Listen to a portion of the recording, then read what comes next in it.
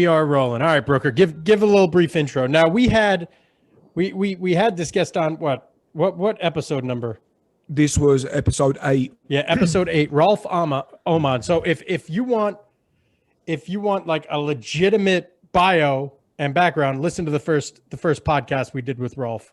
So Rolf is the previous assistant head coach for the Chinese Olympic track and field team, a Swedish-born Australian who has worked at the pinnacle of many different sports. He is also the inventor of the 1080 sprint and quantum system. There we go. So backed by popular demand. So let's see how quick until we get on a rant. So actually, I've got something for you straight away. So I saw that you posted on Instagram earlier on about dynamic isometric strength. Yep. Who's the sprinter? The Chinese. That is the Asian record holder and the 5th fastest ever over 60 meters indoors, Su Bing-chang. Right. Yeah. Right. So you mentioned you had him on a Keiser, correct? Keiser squat, yeah. Exactly. And so what was you doing then? So let's break into what's dynamic isometric strength and how you're training it. Well, I mean, there's sort of I suppose there's 2 groups when it comes to the brains, the sports scientists out there that are discussing whether or not at the in the later parts of a eccentric phase, is there a continued lengthening of the muscle, or is it isometric? Randy and I, our gut feeling and what we see, and if you look at what Sue's doing, for example, there's no way it's lengthening. It just can't, because you're looking at such incredible speed with that load that he's got there is 200 kilo. That's 440 pounds. Yeah. And you can't get 440 pounds to stop that rapidly and then come back if you're not using elasticity, which is then built up because of the fact that in the last few degrees of an eccentric contraction or eccentric phase, it turns into an isometric situation where it's governed by Randy. We've been discussing this quite in depth, Randy and I, and it seems like, I mean, if you think about it, if you take a weight, whatever it is, let's say you take 100 kilos in a squat, and you squat, at a decent pace, but nothing fast, nothing slow, and you'll feel a lengthening of the muscle the whole way, because it doesn't need to go isometric, because you can handle the speed of that turnaround between the eccentric to the concentric phase. But when you load that sucker and you go maximum speed, that is what then automatically couples in. And what happens then, it turns from a lengthening into in the later parts, it becomes isometric. And it utilizes the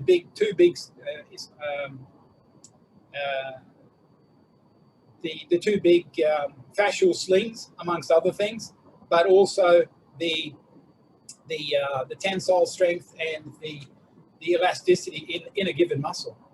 And that's where you get this sort of boom, this same phenomenon that we're getting when if you look at leg stiffness in sprinting or jumping, for example. And the question is whether or not that it is what it is. I think it is. It'll be interesting to see what the scientists, the brains, think and what they conclude. But it's quite obvious when we've pulled a lot of tests that my colleague Kenneth and I have got through Muscle Lab here in Sweden. We've got something like 3,000 tests, over 20 years, whatever we've had Muscle Lab. And we can go in and we can break those apart now and look at what's happening. And what you see is that if we go in and look at what happens in the first sort of 100 milliseconds from when you turn around, in the eccentric phase and go back concentric, the athletes that, without a doubt, have the biggest numbers and make it all happen, that is the phase that they are absolutely killing everybody in. So if you look at now, there are a couple of systems out there that have now started to market what they call MVP, MPV, mean propulsive velocity, which means that what is happening in the acceleration phase as you start the concentric phase until you reach terminal velocity, which is greater than gravity.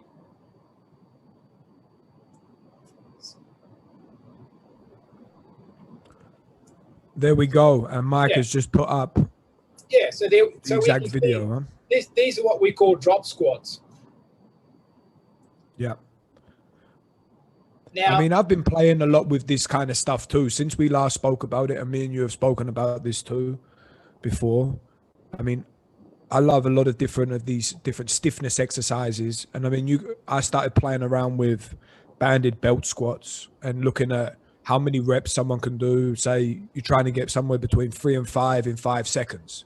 So, and giving them not too long of a rest period, but go and say, I do 5:25, and I had some of my hockey guys using outrageous weight, but for like 20 rounds, 30 rounds. And I mean, for me, it's definitely something that you can train. What sort of numbers have you seen from your guys? Because I mean, that's 200 kilos there, and he's making it look like, nothing. So this is a guy who weighs 71 kilos, so he's virtually body weight, and it's not sort of like when you know that the guy's run a 6:42.60 and he's run 9:90 for 100. You understand that this is what you need. This is a sort of, if you don't have certain other aspects that you, for example, that are a longer sprinter with greater biomechanics as far as leg length and femur length and so forth, that it can generate different types of positions than what this guy can do. This guy, he's got to be able to do it by sheer power. He's just got to be able to put force into the ground, short contact times, and to do that, this is what you need to do. If you can't do this, you're not going to run those times. End of story. So let me rewind. Now the title of this is Dynamic Isometric Strength. Yeah. Can you elaborate further? Now, why is it dynamic isometric, and how have you had this under any kind of? This is just a theory you have? Yeah, it's a theory, but there's a guy in New Zealand, a professor of John Cronin, and we've given him a whole bunch of data that we've done, and they're looking into to DIS and to the metric that I am part of getting out there, and that is what we call the EA index, which is EA index stands for elastic acceleration index, and you get EA index by taking peak velocity and divided by time to peak velocity, and you get a number, 12, 13, 12, 8, whatever, and it shows you what your ability is to accelerate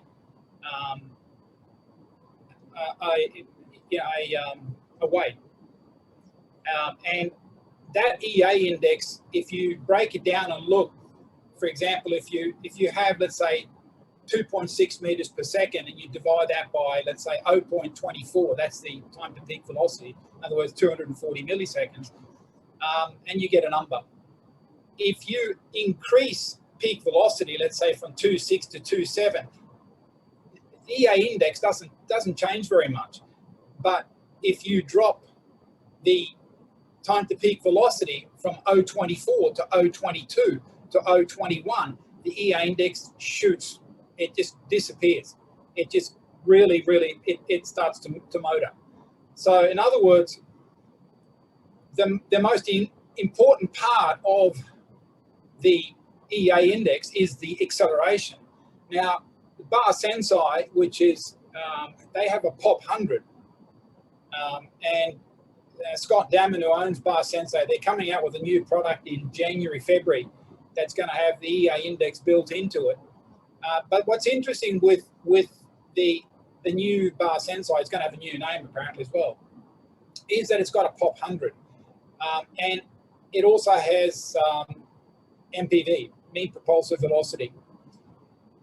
But what is interesting is that what we started looking at, for example, was a lot of old data of athletes.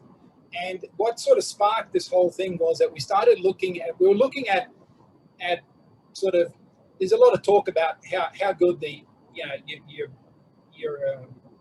CMG jumps are.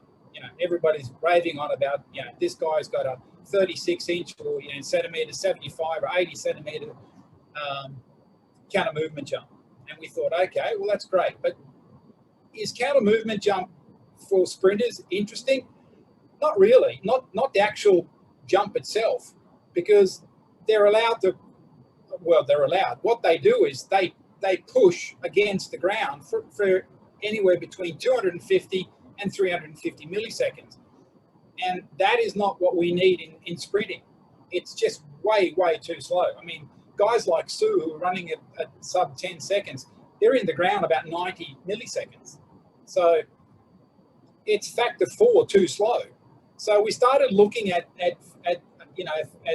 CMG and breaking it down. So what we did was we went in and we started looking at what's actually transpiring in the first 100, 120, 150 milliseconds.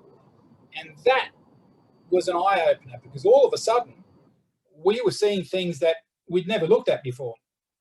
And what became apparent is we had guys, for example, who were jumping 20 centimeters less. Like we had guys jumping 80 centimeters. And then we had somebody jump 60 centimeters. But when we looked at peak velocity, they were virtually the same.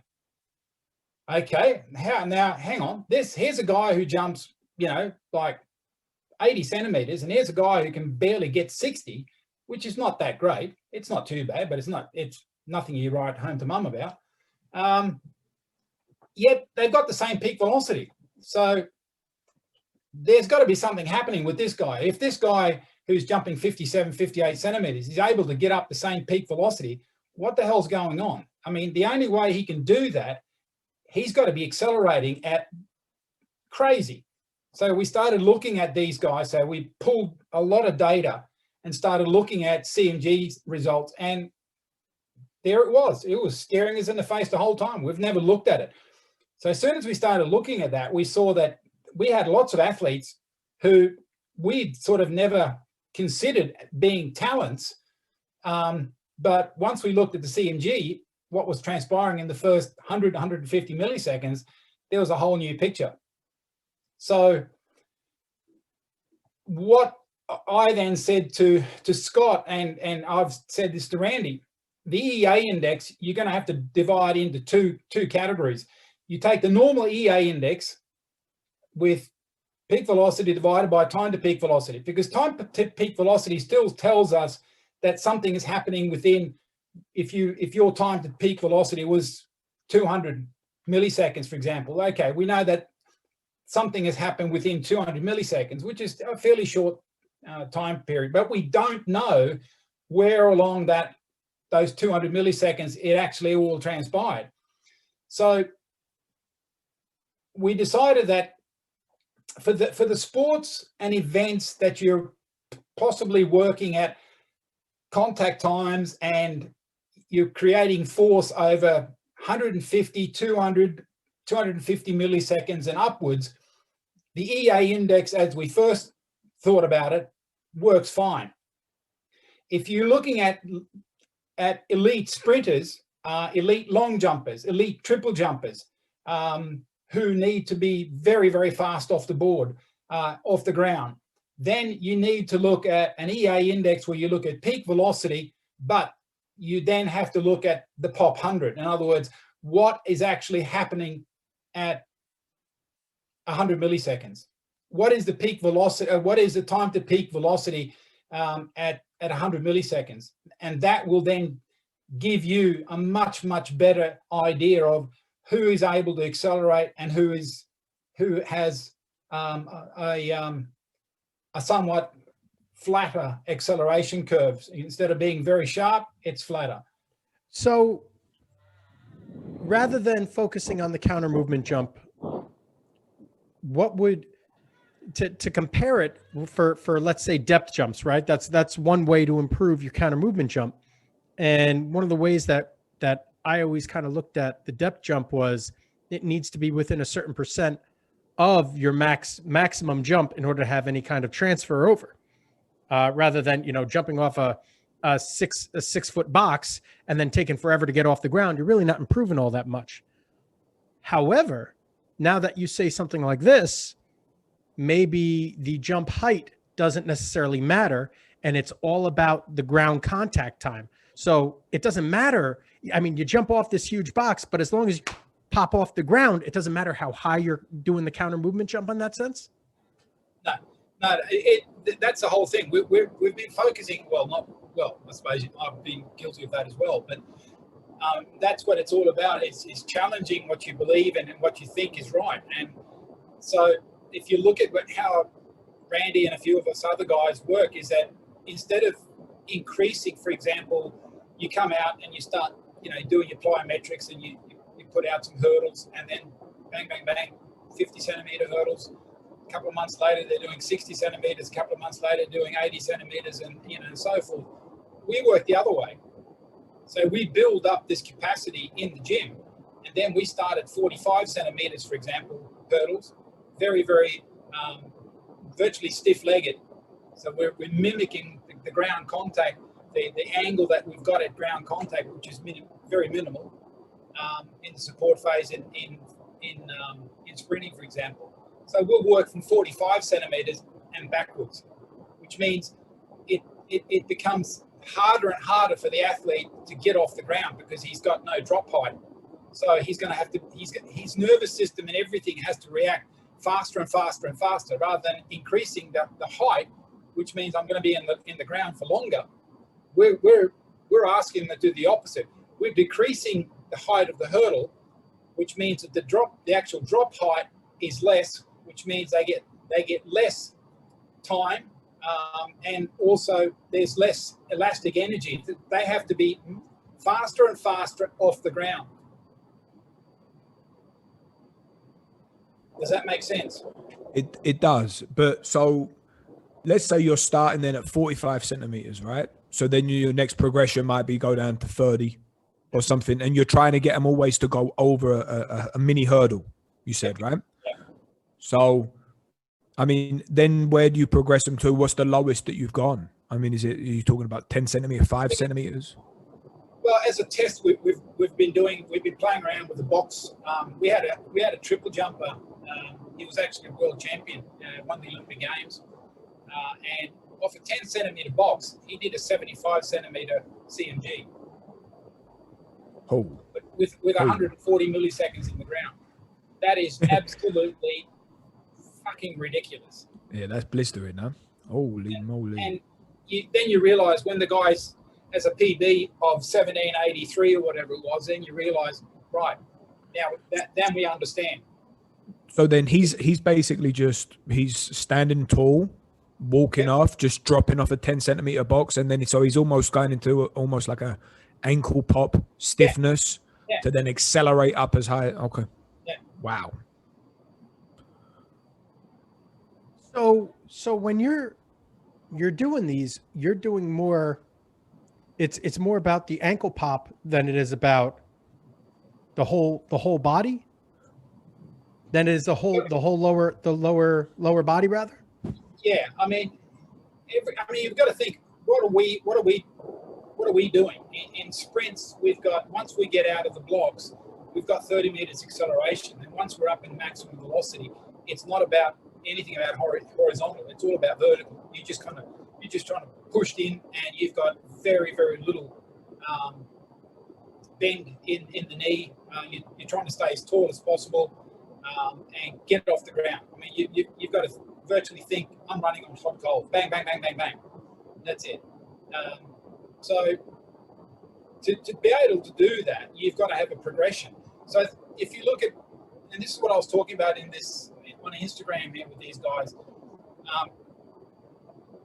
and I made a few comments, and I think this is where a lot of people get it wrong. I do a lot of measurements of equipment. For example, I'll go in and look at at a machine. It might be a weight stack machine. It could be a hammer strength. It could be a certain manufacturer of equipment. But I need to know, if I load something up in a machine, how fast can I go? What happens? What sort of figures do I get out of that machine in the concentric, eccentric phase? Now, once I know that for all the machines I've got, then I know how to progress.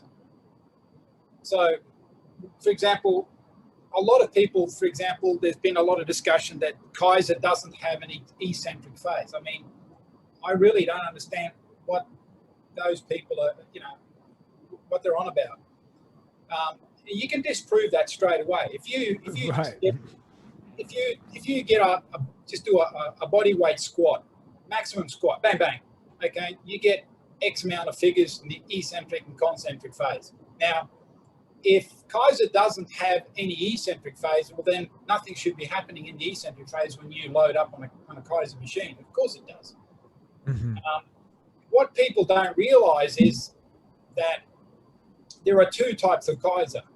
You've got your Keiser machines, which are strictly isotonic. And they are brilliant for doing a certain part of this progression. Explain isotonic to people quick. Explain isotonic. Isotonic means you've got constant. If you put on 50 kilos, you've got 50 kilos no matter how fast you go or whatever you do. It's 50 kilos, bang bang. It's constant weight, 50 kilos, end of story. And that's great, because that means we can do things at very high speeds. With the Keiser squat, for example, we can do things very safely, like we saw with Sue.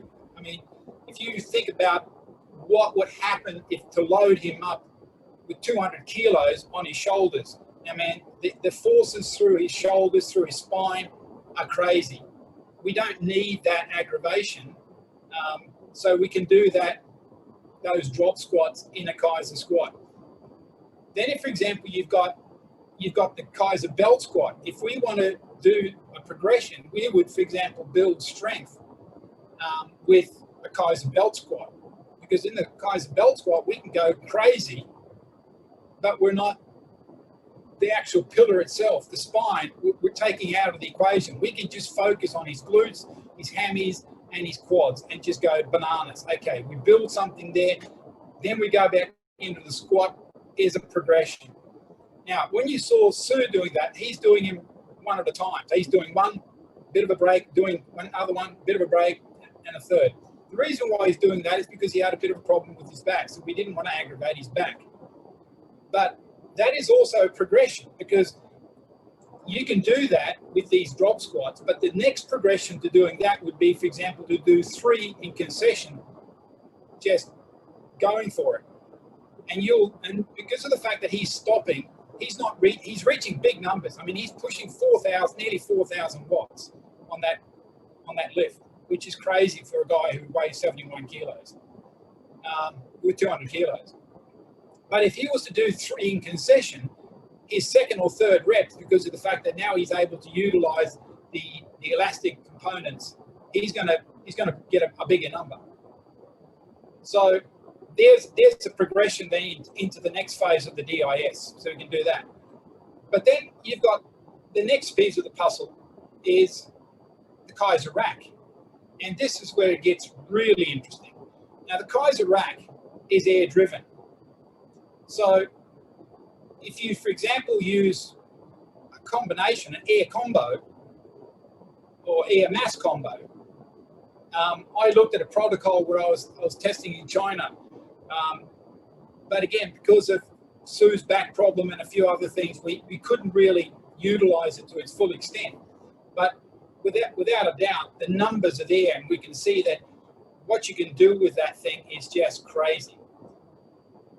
Because what happens is, let's say you load up 150 kilos on a bar in a rack next door, and you do a few squats, okay, and you get some numbers, eccentrically, concentrically, very interesting.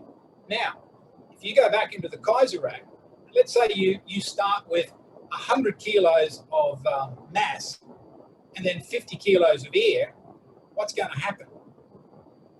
Well, that 50 kilos of air transpires into the fact that it'll become a lot more aggressive in the eccentric phase. So all of a sudden, things are going to start happening in the eccentric phase. Now, if you turn this around and think about what I created in the quantum we do this by using robotics, and we can dial in how much speed we want, how much mass we want to create in the eccentric phase. That's fine. Keiser does it a little bit differently.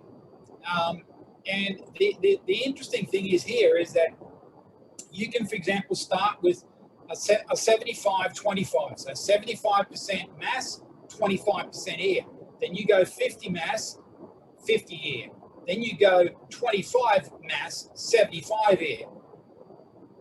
So if you've got 150 kilos, all of a sudden now you've got 100 kilos of air and 50 kilos of mass, for example. And I can tell you that 150 kilos, if you turned it around and had, like, let's say 25 kilos or 50 kilos of air and 100 kilos of mass, now you've got 100 air and 50 mass. The difference is astronomical. It is just crazy. It becomes so fast and so aggressive in the eccentric phase. It's off the chart. Which is what you want. That's what you want to train. Yeah, exactly. But nobody uses it that way. I mean, that's the crazy part about it. So here's a progression then from going from different types of plate loaded, normal bar, Keiser machines, like a belt squat, into the standing Keiser squat, and then you can go Keiser rack with the air. Yeah. Once you've done that progression, now I can take this guy, I can get him out of there, and I can start doing some plyometrics, because now I know that this guy, he's ready to rock and roll with, for example, doing speed bounding.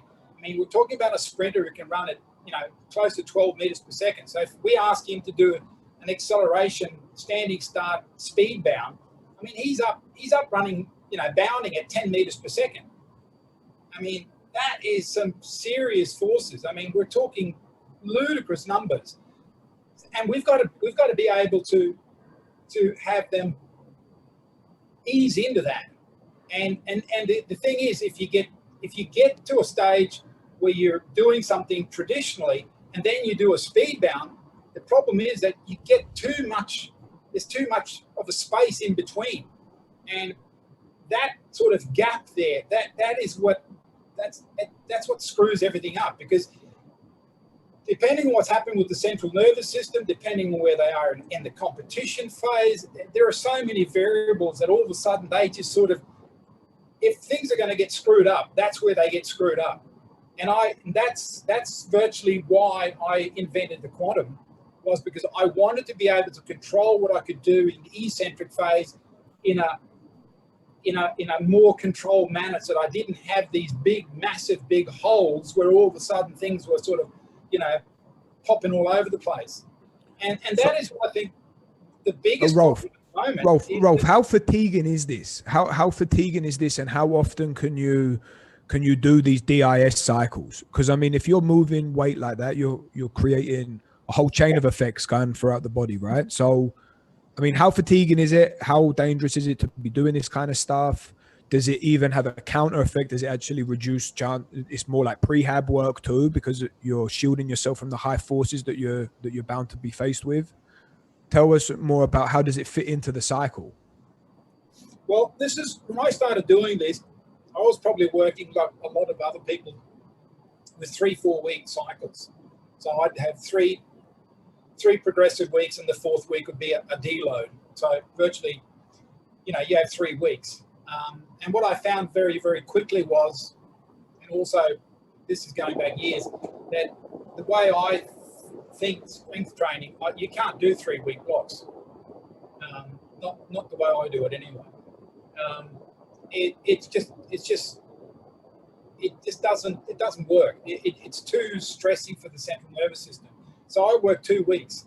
So we do 2 weeks, a rest week, 2 weeks. So a block of max strength, for example, is a 6-week block. That's it. So it's 4 weeks of training with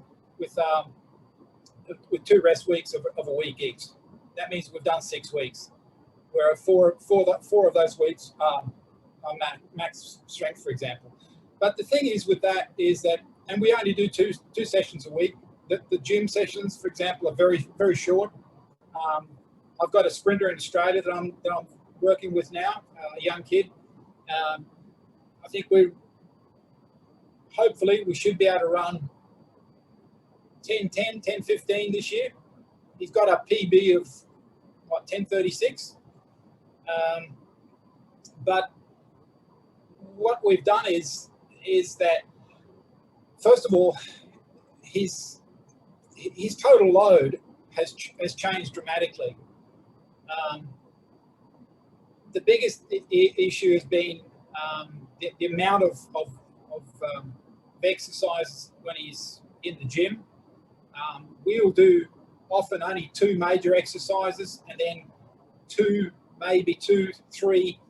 auxiliary exercises. That's it. And with that could be a little bit of a hamstring work. It could be some calf work, seated calf work.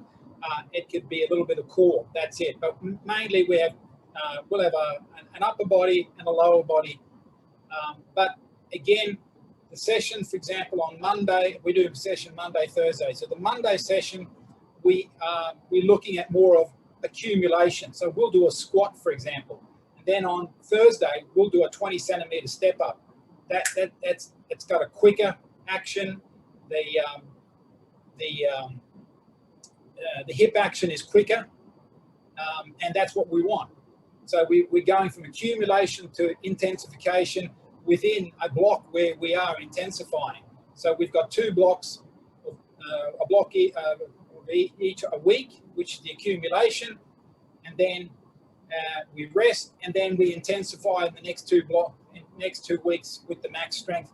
Again, with that progression of exercises where I'm asking more out of his central nervous system, and it's more targeted towards moving things, even though it's maximum weight, like for example, what Sue's doing, it's 200 kilos. So you can't call that, it's not pure power training. It is something different.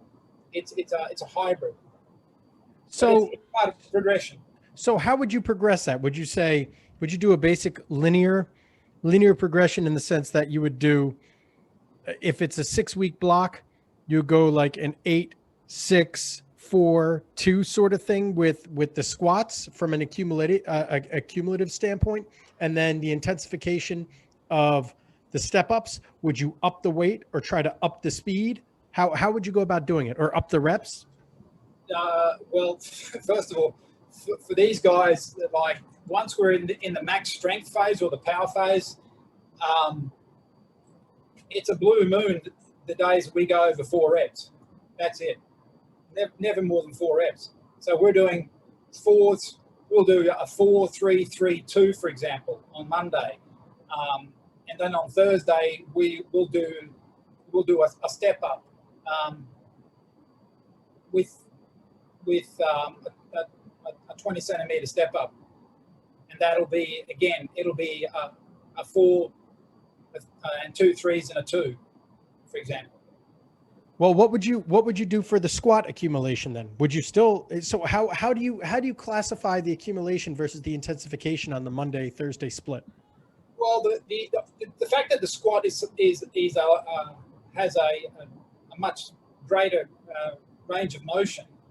It's a full squat, whereas the step up is a much shorter. So that is the intensification. The fact that it's shorter, it's faster, and we can load up pretty well.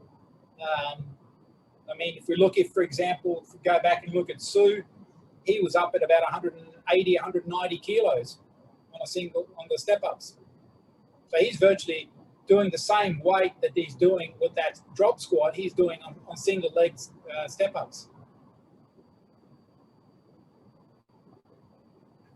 So now to bring it, let me bring it back, and I'm going to show. Let me show this video real quick.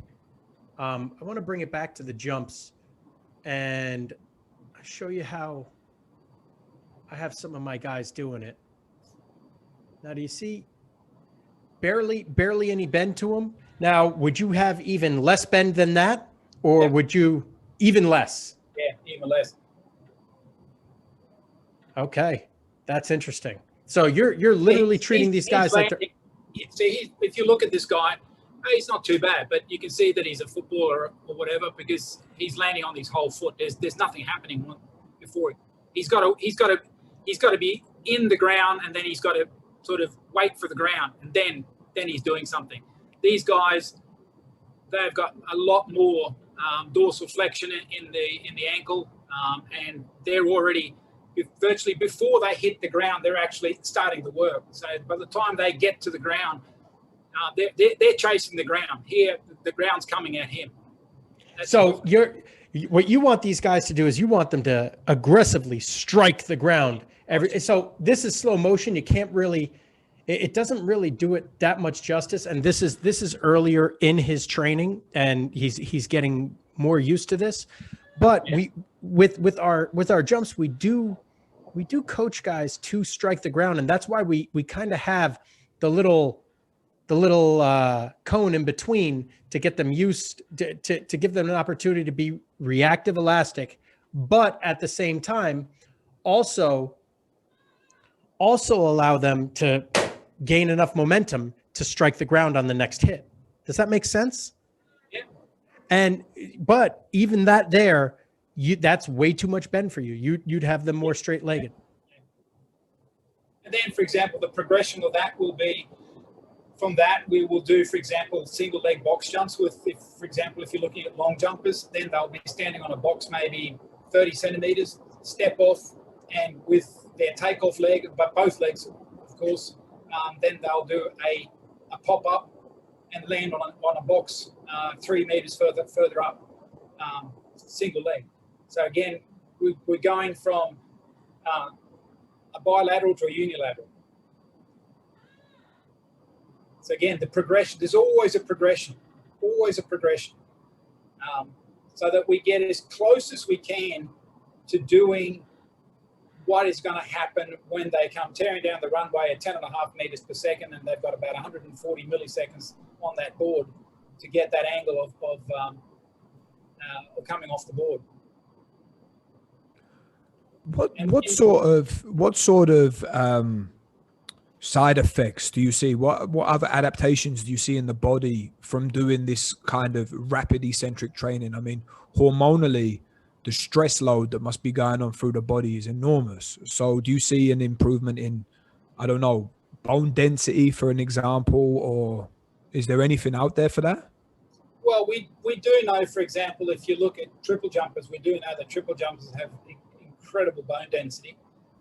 It's a matter of the fact that they subject themselves to the pounding that they do in the triple jump. So their bone density is accordingly to the science that's out there that they've been looking at just recently. They've got incredible bone density.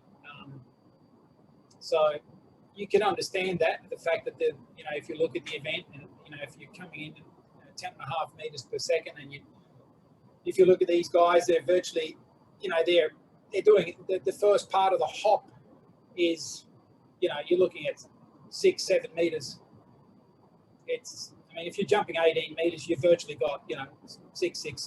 So that's 18 meters. So if you can long jump 6 meters, 19 feet, 20 feet, that's not too bad. A lot of college girls don't do that, and these guys are landing off one leg doing that, and then they're popping in a step which is in the 6 meter range, and then they'll finish off with virtually a 7 meter long jump. How about in terms of soft tissue injuries? So many of them are caused by you know, a rapid eccentric phase that they're not sort of ready for, right? So how have you seen it with your guys? I mean, how are their tendons? How, you know, it must be incredibly strong to be able to handle these loads. Like, there's so much force. Well, And before you answer that, let me give one anecdote example of that, where my junior year of college, junior year of college, I had messed up my back my sophomore year, so I couldn't back squat. So at DeFranco's, we had a belt squat, and the belt squat machine, I was able to load up 800 pounds at one point, really loading that motherfucker up. And I eventually started attaching bands to it and started doing speed squats from a box, boom, boom, boom, boom. But I was able to load so much because my spine wasn't carrying it, stopped preventing me from carrying more, essentially, that I developed Achilles tendonitis, and I felt my calcaneus literally jamming into my tibia, and it almost ruined me. So something like that, do you notice things like that? Well, not really, because, you know, you got to remember that in sprinting and in track and field, apart from maybe shot put, even the big heavy guys, the shot putters, the discus throwers, but for example, in sprinting and in the jumps, we really don't, you know, numbers as far as, you know, how much do you max squat? We really don't know. We don't chase those numbers. We're chasing numbers, and they're a result of us progressing.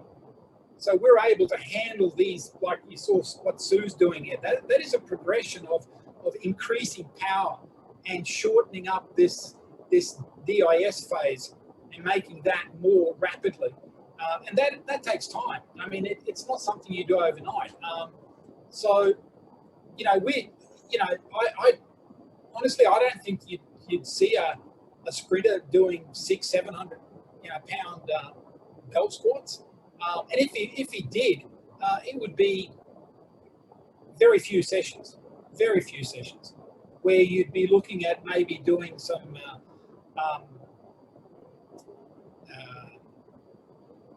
contrast training, for example.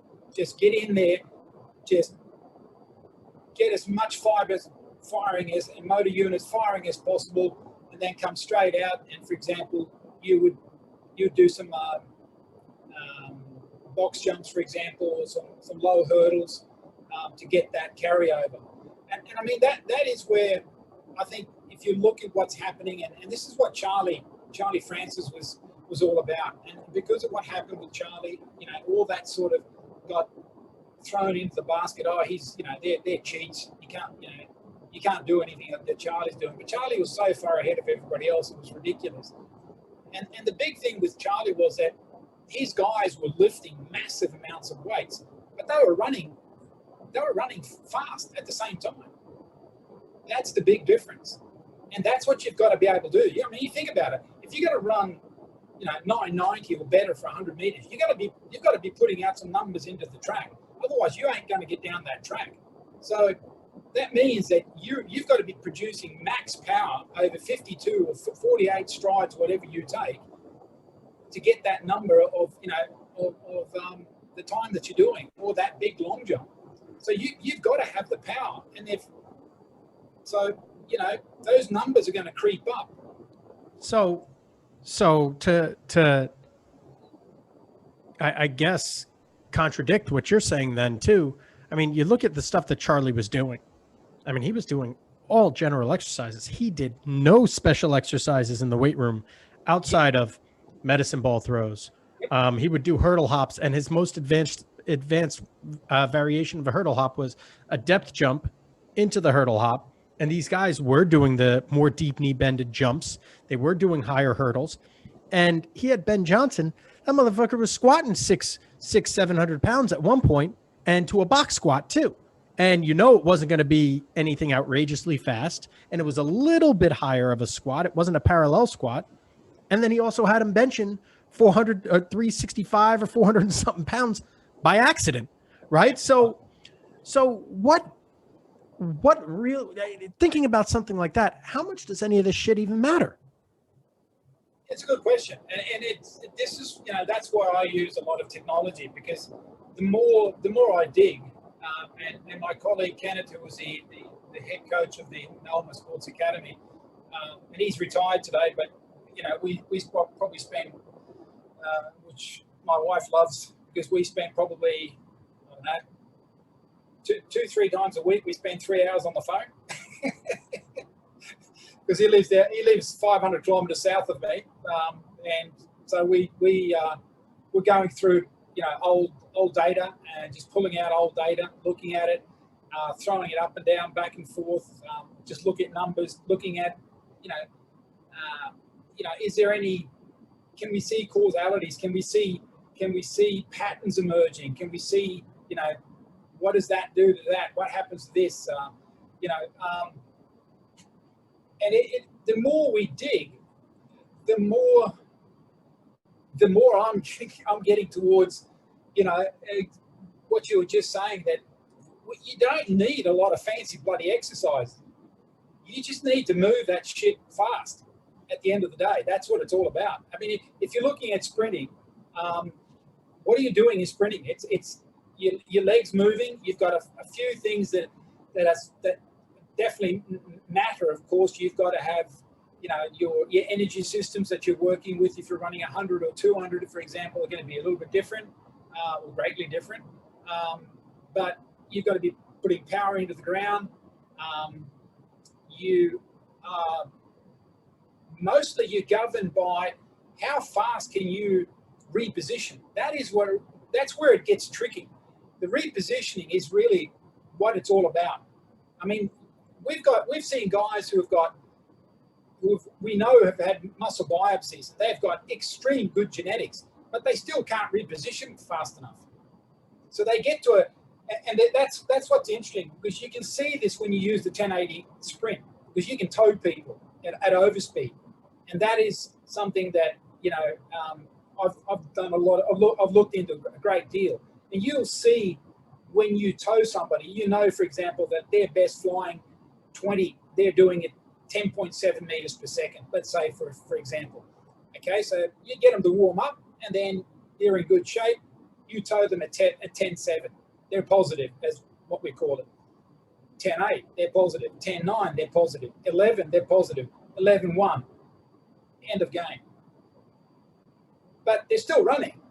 But now they're getting helped over that position, because they're hitting the ground a little bit ahead of their center of gravity. So they're getting pulled over the support phase. So 11.1 meters per second is the elastic threshold when it comes to repositioning. It's not what he's able to do in the ground. It's actually how fast he can reposition. So the whole thing is also that you've got to work with elasticity. And I think that's what it gets tricky. And you need to be aware of what elasticity is. And that I think it becomes, elasticity is very, very, it's very sensitive to overworking the central nervous system. If you do too much and your central nervous system is not getting enough rest, then you become stale. You get this stereotype where your body locks itself into a movement pattern or in a speed pattern, and that's it. You're stuck there. And I mean, especially these guys, right? Because these are high-level athletes, so they're producing so much force. I mean, do you remember Faf mentioning about the British triple long jumper, right? Yeah. And so he said he was training, what was it, every 5 days he was doing some form of strength or something like that, wasn't it? Because otherwise he would just break down. Mm-hmm. I mean, we're talking about completely different people. I mean, genetically, we might look like the same species, but we ain't the same species as people like that, No, and I mean, if you look at, for example, if you I had the pleasure of talking to Charlie a long time ago. It was just after Seoul, and they were in Australia in '87, and Ben ran a series of 60s where he was virtually on par or just over what the official world record was. They were running with full electronic timing, and he blew off 660s with full recovery, mind you, but that was one session, 660s, and his average time was like 400s or 500s per second above the world record. I mean, that's just ludicrous. But it also took Ben 10 days to recover from that. Yeah. So, and to be quite honest, most coaches would probably give their athlete, let's say they did that just for the sake of argument. How long would your normal coach sort of give your athlete off? Maybe 48 hours? Maybe. Yeah. 72 hours? Yeah, we were talking to Eric Quorum as well. And one of the things that he said was, read an article saying one of the best ways to build type 1 fibers is to do absolutely nothing. So if you have a session like that where you're really blowing it out of the water, I mean, you don't want to do anything, but no coach will let you do that. And that'd probably be the most effective way to really, really train speed, that once every 10 days, just blowing it out of the water like that and then doing absolutely nothing afterwards. Yeah, well, I mean, that is the big thing. And I mean, if you look at, for example, that if you're doing something, let's say you've got 3 days where you've got 3 high intensity days, let's say Monday, Thursday, Saturday. Okay, now how are you going to get through that? The only way you're going to get through that is that the days in between, which means Tuesday, Wednesday, are going to have to be non-CNS days. There's no way. Otherwise, you're just not going to be able to get to Thursday and be able to put out another Thursday, which is a high-intensity central nervous system day. Then you've got Thursday, you've got Friday, and let's say you do a Thursday morning session. You've got Friday morning, Saturday morning, you've got 48 hours, then you're going to go at it again, which means, okay, what are you going to do in those sessions? Which means, and this is where Charlie sort of, totally sank my boat, and I was just sort of wandering around, virtually in the desert for 2 weeks afterwards, just thinking, what the hell was that? Because it made sense. So what Charlie virtually said was that anything that was sort of in the 70 to 90% bracket, he didn't do. And the first thing I said, what, you don't do anything at 70 to 90%? He said, no, why? And I said, but surely you're doing speed endurance. But that's not speed endurance. 80%, what are you going to do? You're going to race at 80%? If you want speed endurance, you've got to be running at 95% and above. Then it's speed endurance. If it's 75, 85%, you're building speed endurance at that speed. Are you going to race at 75%? No. So what then becomes apparent is that extensive tempo has to be done under 70%. And actually, my athletes at the moment, we're probably closer to 60%. It'll creep up a little bit, but only very little. But we're doing around 5,000 meters a week. So we're doing about 5Ks of extensive tempo. As we come into the competition phase, we'll drop off by about 25% in the first part, and then drop off another 15, 20% in the second part of the competition period. But the thing is that extensive tempo, for example, I don't do virtually any calf work apart from some seated calf, which is very important. I don't do any standing calves during the season because the extensive tempos, the fact that you're doing 5 kilometers of extensive tempo, and the fact that they're slow, you're getting so much work through the foot, ankle, and calf complex. Why do I want to load the poor bastard up and with doing a bunch of calf raises. They're just going to tire him out. So for your seated calf work, that's your soleus work, right? Yeah. After our last podcast, I started incorporating it a ton more. What would be your preferred way to actually strengthen and train this area? Well, without a doubt, the best seated calf out there is Keiser's. It's brilliant. I mean, well, yeah, I mean, when you don't have $2,500 for the seated calf machine, what do you use when you're not in China using all their expensive equipment? What are you using? Bands, actually. I've got a whole bunch of bands. Most benches have got sort of, the legs. You hook them underneath. You put a board underneath, so that elevates it a little bit, and the legs stick out a little bit. You hook your band around, and Bob's your uncle. Away you go, and it works pretty well. And you get that elasticity. And we do 3 sets of 15. Bang, bang, bang, bang, bang. That's it. So, Rolf, will you also be doing sort of long, slow eccentrics too, where you're trying to go, anything from 5 seconds up, 10 seconds or so? Yeah, I mean, it all depends on the athlete. I mean, that's where the what a lot of people call the general preparation. I've sort of pitched the same words for that as Charlie. I think it makes more sense. Anatomical adaptation, the AA period. It sounds like you've got a problem with alcohol, but which is probably why I like annoying the shit out of people. What are you doing? We're going to AA. It always gets a few people guessing. So we'll do that sort of work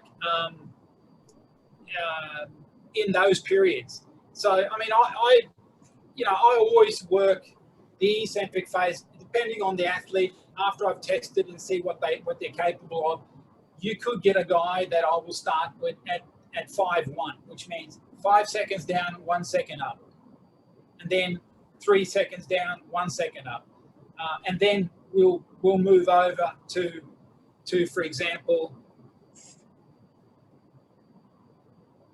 see here you got a. Yep, you can use a kettlebell.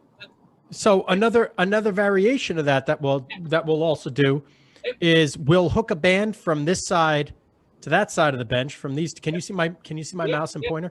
Yeah. On each side, and then we'll put it around over the knee and have them go up and down that way. Is that something that you would utilize? Yeah, that's exactly what I do. Yep. Gotcha. Yep. No, so we, we'll work. I mean, first of all, you've got to build eccentric capacity, and capacity is first. It's about being able to handle load. Once you've got a load that, okay, now we can handle some load. Now we've got to introduce velocity, and then that becomes then the next phase of it. And then you might leave that athlete because you've got to think about, depending on who this person is, you might look at somebody and say, okay, where they are now eccentrically and what they can do, for example, in the DIS, in these drop squats, I might decide it's going to take me 2 years to get this guy where I want him strength-wise in the eccentric phase. So then it becomes a 2-year process of getting the numbers up, because at the same time I've got to make sure that we don't increase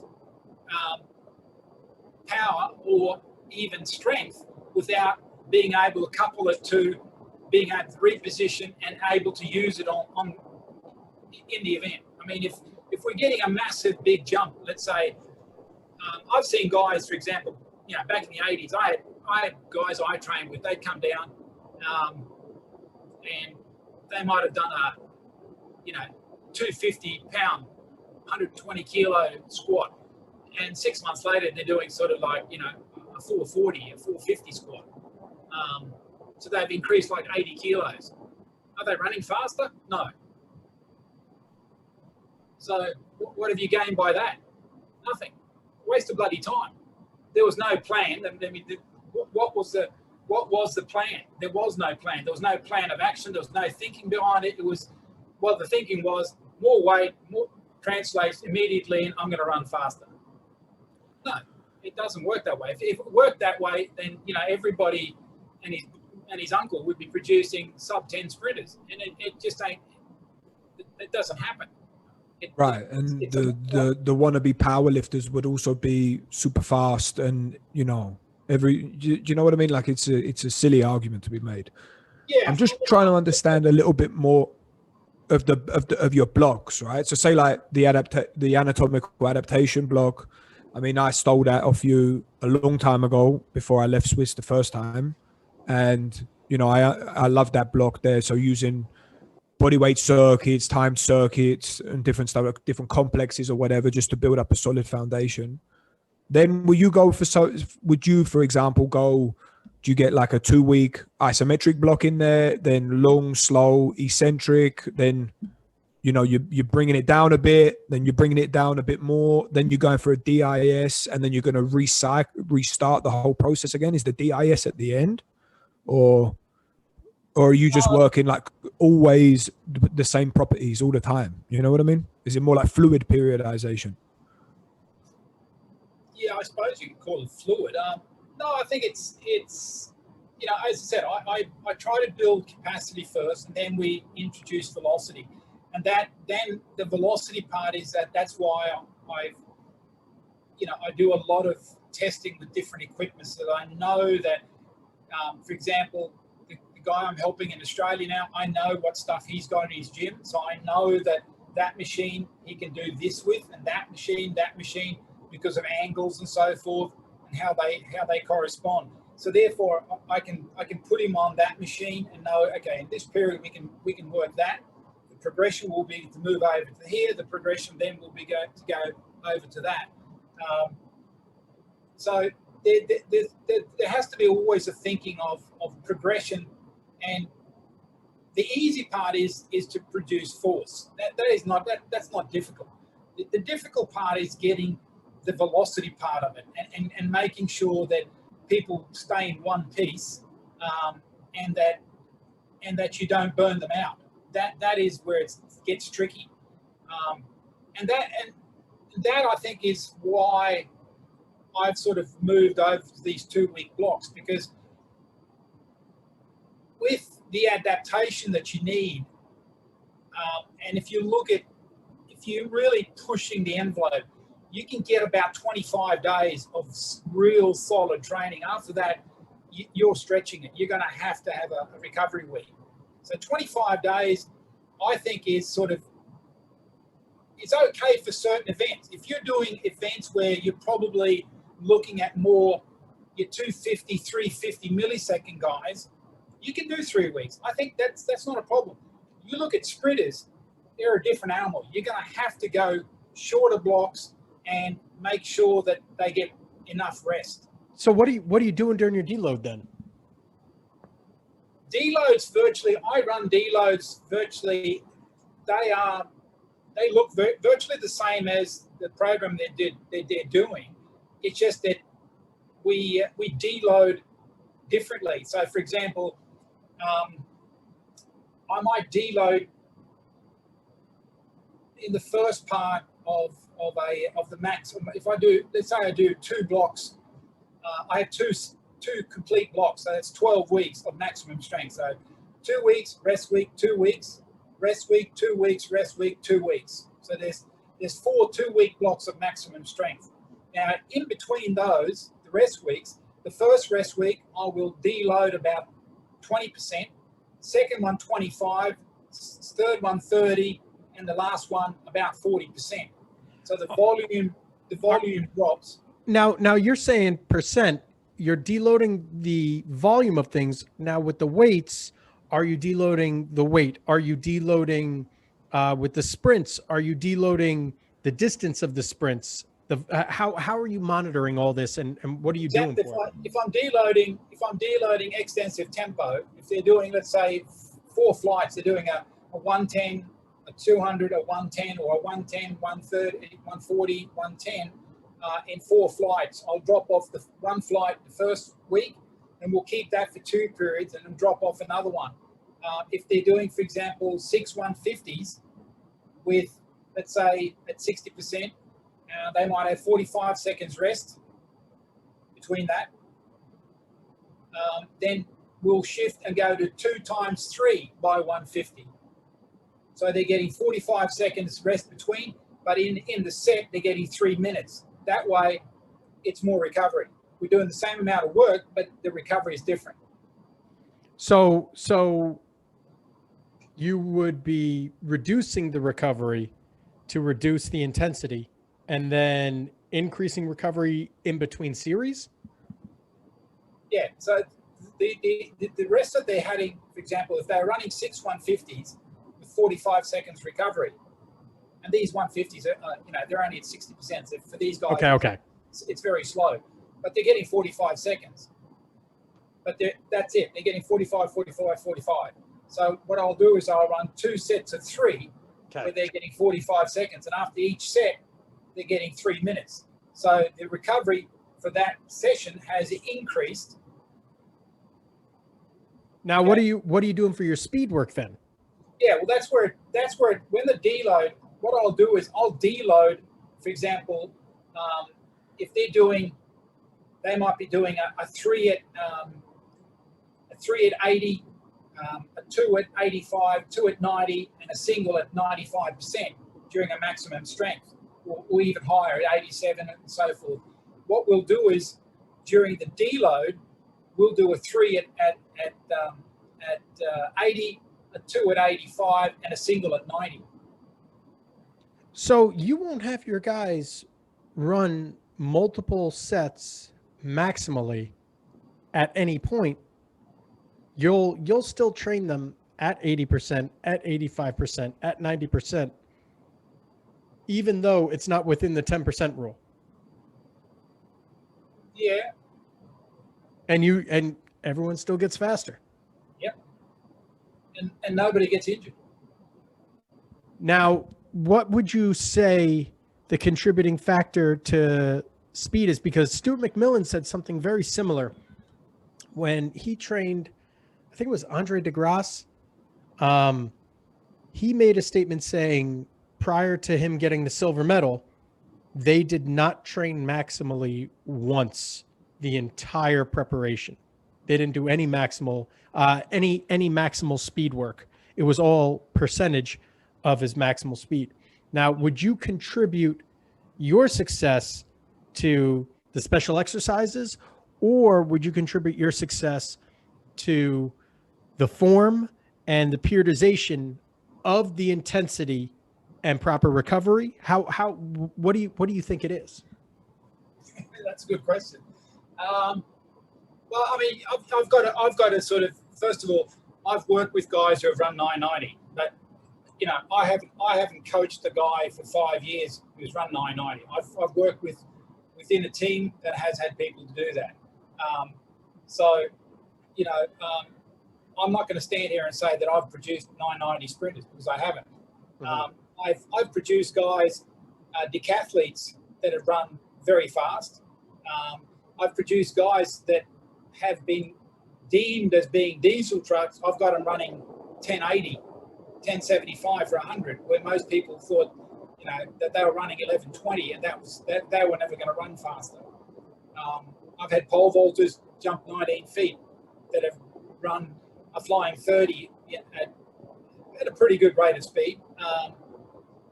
So I definitely I'm not, by any stretch of the imagination, I don't think that I'm an idiot when it comes to speed work. And I don't think I am, because otherwise Randy would have never have let me do what I did in China. He would have left the country by then. I learned a great deal from Randy. It was more sort of my loose ideas and what I've been doing with decathletes and pole vaulters, and acceleration work that I was doing with those guys. And I think as a decathlete coach, as a multi-event coach, you learn to program, because the decathlon is so it is so complex. The easiest thing you can do, and that's why the Chinese can't produce decathletes, because they simply don't understand the training process. So they just throw everything in the basket and go gung ho, away you go, and then the whole ship just explodes and sinks. I mean, you know, you got to look at the figures. I mean, Kenneth and I, we've produced 9 guys over 8,000 points in Sweden since 1987. 1 guy over 8.4, silver medalist of the world championships. In China, and that's on a population of, well, one of these was an Australian. That's on a population of 10 million. China's got 1.3 billion, and they've got 1 guy who's done 1 decathlon over 8,000 points, and I can take poison that he wasn't clean. So, but so go. You're the best. What do you think?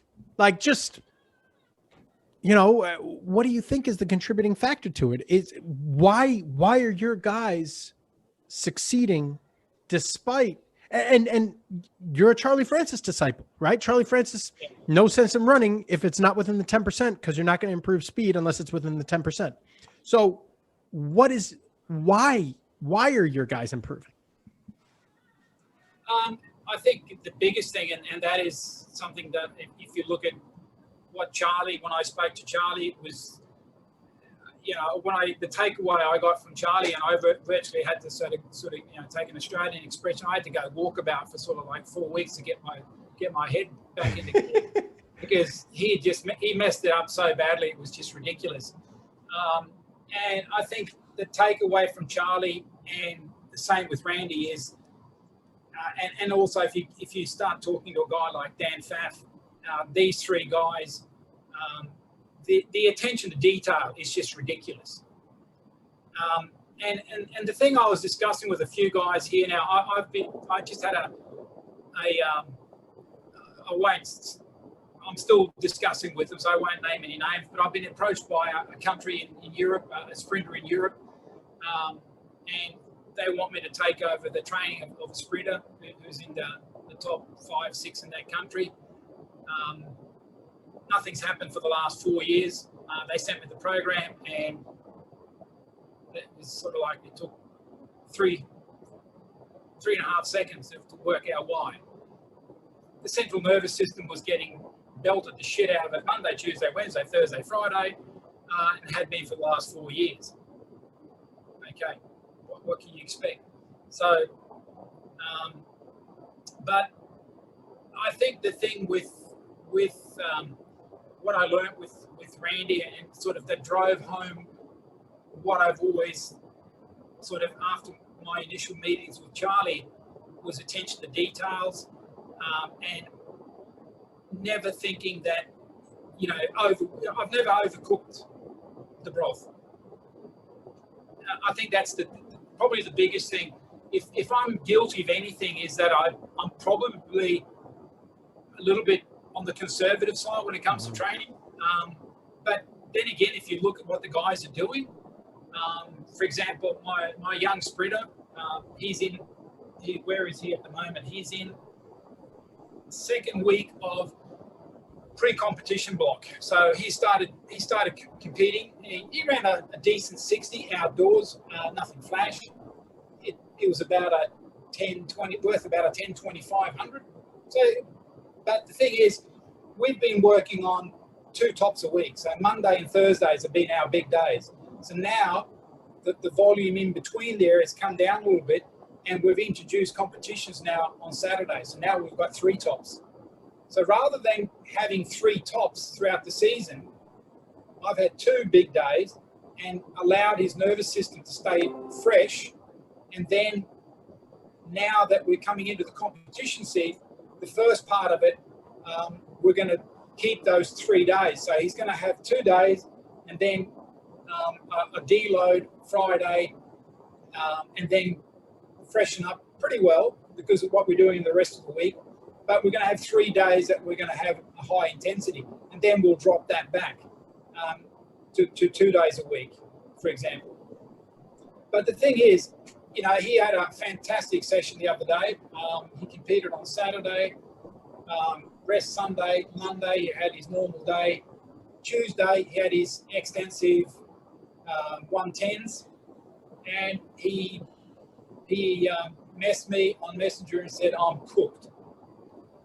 And I said, "What do you mean?" "Oh, I'm just absolutely cooked." And this is where it sort of gets interesting, because now this is what, if I look at the group that just approached me about their sprinter, and that is where I think a lot of people make the mistake. I mean, your training plan is not the 10 Commandments. It's not, you know, it's not chiseled in bloody marble. It's a living document, because the guy in front of you is a living organism. So that plan, you can shove it up your rear end, because it's going to change. And if you don't want to change it because it's the 10 Commandments, you're up the creek without a paddle. And that's where most people get it wrong. They just won't change. They think that, you change. I mean, when I started working in China with Randy, I couldn't believe how often he changed stuff. It was like I was going, what? He's changing again, and he's changing again, and he's changing again. But once I'd started working there, and sort of, you know, the 6 months had sort of passed, and your honeymoon's over, and reality is coming at you like a ton of bricks. You realise that because of the way that the system is, you've got to be able to move with that system and keep these guys, you know, and their central nervous system, and keep it fresh. I mean, for example, you'll have a day where we'll be in training, and all of a sudden, you know, the training session's about to start. They've just done their warm up, and in walks Nike with 25 guys in suits, and they all want to have their picture taken with the national team. Okay, well that just fucked up that session. And this happens, you know, time and time again. And then all of a sudden they've got to go off to photo shoots, and then they've got to go off to some bloody political meeting, and it's always shit. So it stuffs up the whole plan. So you've got to be able to move with that plan. Yeah. I face the same shit with this guy, Kevin Love. I mean, he's everywhere simultaneously. I mean, he'll have Zoom calls, hour-long Zoom calls, 2-hour-long Zoom calls that just cook him. And people will say something like, "Oh, well, you know, he's just on the phone. Big deal. It's not stressful." It's for these high performance guys. It's stressful enough. Yeah. Oh, yes. It's stressful enough. Yeah, and that is the other thing. You know, you've got to sort of put in the perspective, and this, you know, a lot of in China they don't think about this at all. If we look at China, but if you look even, you know, in other places around the world, what's happening, you know,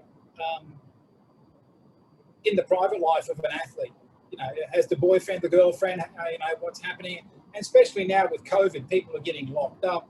They haven't seen mum and dad for 6 months. They haven't been out of their apartment for 6 months. You know, it's bloody stressful. So, you know, you've got to be able to roll with that and come up with alternative plans. And, you know, sometimes, you know, what I see and the way I perceive things, I'll just say to the guys, "Okay, we're going to do an AA phase." They'll just look at me, "What?" But we're in the middle of a second week of our max strength phase. Yeah, no, we're going to back off. We're just going to go back and do a little bit of general preparation. And it's just things that I see and feel, and so we'll just go back and do a little bit of an accumulation. We'll just get everything down, central nervous system, everybody's expectations and stress levels, everything just sort of comes down. We sort of just work things up again and slowly just bring them back up, and, you know, they start to get themselves riled up again, and, you know, and they get this competitiveness thing. Then we can ease back into it again. Going back to what you'd mentioned regarding you know, the influence that Corona's had. Have you guys found any of your club guys actually feeling better, moving better, and hitting better numbers after being locked up on quarantine? I mean, of course, out there's going to be examples of guys getting injured because they haven't been optimally prepared to go back into high intensity work. But some of my hockey guys, they're under the graft every day so much that they've come back and they're feeling great, you know. And this is going back to what you were saying before, you know, where they're, if training's not properly organized, you're just smashing them down further and further and further and further down, that even it wouldn't make sense, right? 10 days of being in an apartment and trying to do some body weight training and being on the home trainer is good enough. But it's funny what it does to the body. Yeah, you know, I've been sort of looking at that, and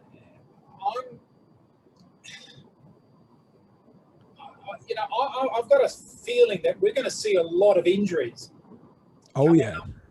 In the next 3 to 6 months, especially if the indoor season kicks in, we're going to see. I think we're going to see a lot of injuries. I think we're going to see a lot of injuries in football next season, and the reason is because I think a lot of the teams here, because to be quite honest, a lot of their physical preparation is piss poor anyway. And now that they've been in lockdown, it's become even worse because a lot of these guys are having sort of virtually look after themselves. I mean, the club physio or the club strength and conditioning guy has sort of said, okay, look, you know, do this, do that, but the problem is, unless you, and that is the problem with a lot of team sport guys, they don't have that training discipline that a lot of the guys that are individuals event have. So they need that atmosphere of being with 3, 4, 5 guys in the gym or the team, and to get things going. And I've sort of looked at a few training sessions that I've seen sort of at a distance over here, and I'm sort of thinking, Jesus Christ, I mean, really? That's what they're doing? Which is a little bit, you know, I'm sort of a little bit surprised, because, I mean, some of these leagues, for example, that if I look at, you know, what's happened in England, and talking to my son, there's a lot of guys there that, you know, the preparation they're doing is just, it's non-existent. I mean, they're just virtually fiddling around. And I think you're going to find that a lot of these guys are going to be in all sorts of strife when the season kicks in. They'll come back and they'll look just as good. But once you start the grind of the season, 2 matches a week, it'll take 6-8 weeks, and then they'll fall apart because they just haven't done the work. It definitely looks like it. It definitely looks like it. And I mean, what's also going to be very, very interesting is to see how their psychological states are going to be. Because, I mean, say like, for example, NHL is going to be basically a year since some of these guys have played, you know? And I mean, they can be on the ice and they can be doing skill work. You know, they could even do some scrimmages in training and that. But unless you're playing, it's a completely different ballgame, you know? Yeah. And I mean, half these guys haven't been paid either. And then when they do go back, there's escrows on top, you know, so before, you know, and it's going to be fascinating to see what happens, you know. I mean, if I look at hockey, for example, pro hockey here in Sweden, I mean, the fact that they haven't had any spectators, and what that sort of has meant, and also with gyms being closed and the lockdowns, you know, with 8 people now, well, it was 50, now it's 8 and so forth. You can start to see now that there's some really, really funny, you know, numbers coming up. You know, teams that, you know, all of a sudden, you know, they're winning 3-2, 3-1 against the top team, and then they'll turn in you know, they'll get thrashed by 7-0, and you just go, what the hell just happened there? You know, and then they'll get thrashed, you know, 5-1. They'll get beaten by 12-1 in 2 games, and you know, that normally this is not what, that doesn't happen. Yeah. Yeah, we have the same thing with football here. Like the Big Ten. I mean, everyone that's the football conference. Big Ten right now is everyone's close. There's a team, Rutgers, that went like, I think they went 0-10 in the Big Ten last year. I don't think they had a single win. They're 2-4 right now, and they could very easily be 4-2, and that's because, I mean, no one's had enough preparation. So everyone's on the same playing field, I guess. Yeah, no, it's interesting, and I think it's going to be a while before I think that sort of levels out. But again, what I've been trying to tell my son and the athletes that I coach is, okay, it is what it is.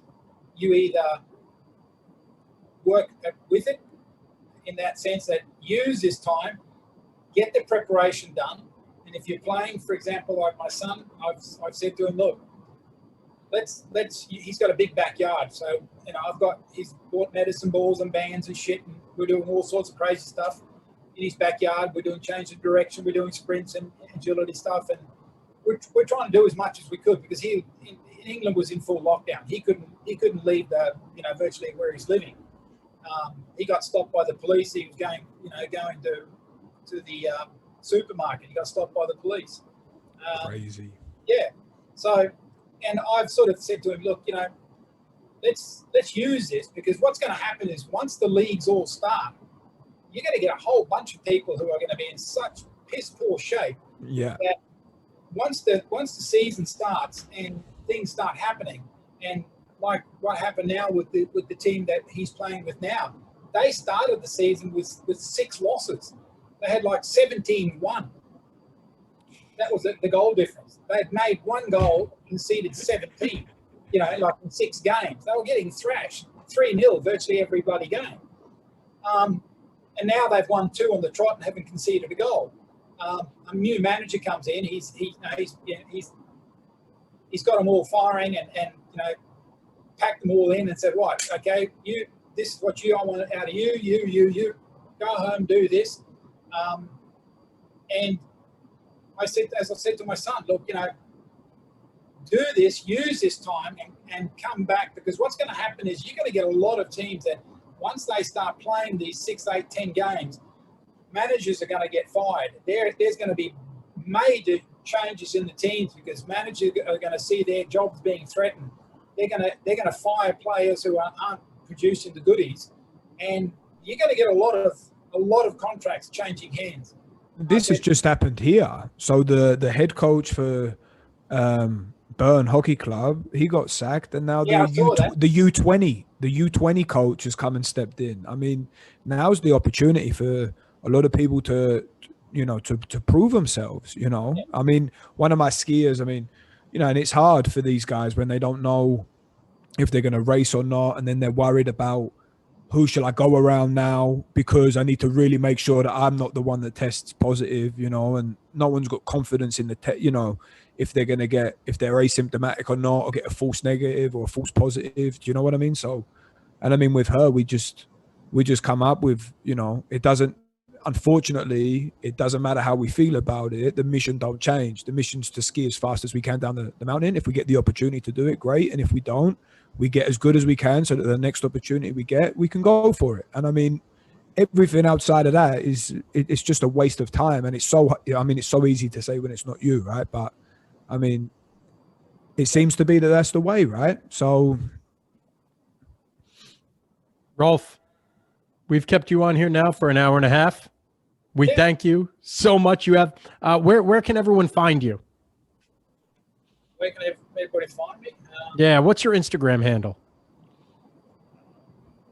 Yeah, what am I called? Rolf Ohman. Do you have any websites or anything like that? No, not really. I sort of fly under the radar. I'm sort of like I'm like a bat in a cave. I sort of just hang upside down.